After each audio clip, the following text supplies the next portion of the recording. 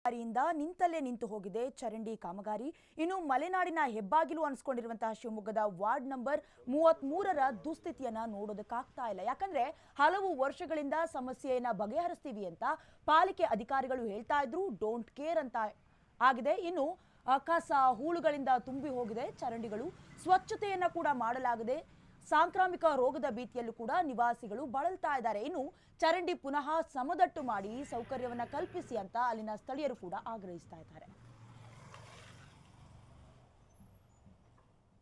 Ward number 33 Ahmed ನಗರ ಸರಿಸುಮಾರು ಒಂದು 5-6 ವರ್ಷಗಳಿಂದ ಅಹಮದ್ ನಗರ ಮೊದಲನೇ ಕ್ರಾಸ್ ಹಾಗೂ 2ನೇ ಕ್ರಾಸ್ ನಲ್ಲಿ ಚರಂಡಿಗಳ ವಾಟ ಸರಿಯಾಗಿ ಇಲ್ಲದ ಕಾರಣ ನೀರುಗಳು ನಿಂತಿ ಜನಗಳಿಗೆ ತುಂಬಾ ತೊಂದರೆ ಉಂಟಾಗ್ತಾ ಇದೆ.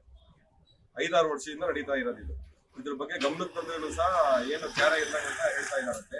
ಹಾಗಾಗಿ ಮತ್ತೊಂದು ಏನಂತ ಹೇಳಿದ್ರೆ, ಮೊದಲನೇ ಕ್ರಾಸ್ ಮತ್ತೆ 2ನೇ ಕ್ರಾಸ್ ನಲ್ಲಿ ಸೆಕೆಂಡ್ ಕ್ರಾಸ್ ಅಲ್ಲಿ ಇದು ಚರಂಡಿ ವಾಟ ಇಲ್ಲದ ಕಾರಣ ನೀರ್ ಅಲ್ಲಲ್ಲೇ ನಿಂತ್ಕೊಂಡ್ಬಿಟ್ಟು ಸೊಳ್ಳೆಗಳ ಕಾಟದಿಂದ ನಮಗೆ ಏನಾಗ್ತಿದೆ ಅಂತ ಹೇಳಿದ್ರೆ, ಹೆಪಟೈಟಿಸ್ ಅನ್ನೋ ಒಂದು ರೋಗದಿಂದ ಸಣ್ಣ ಮಕ್ಕಳಿಗಾಗ್ಲಿ ದೊಡ್ಡವರಿಗಾಗ್ಲಿ ಇಲ್ಲಿ ಹುಷಾರಿಲ್ದಂಗ್ ಆಗ್ತಾ ಇದೆ.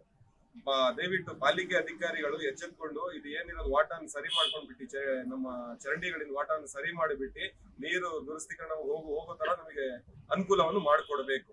Ward number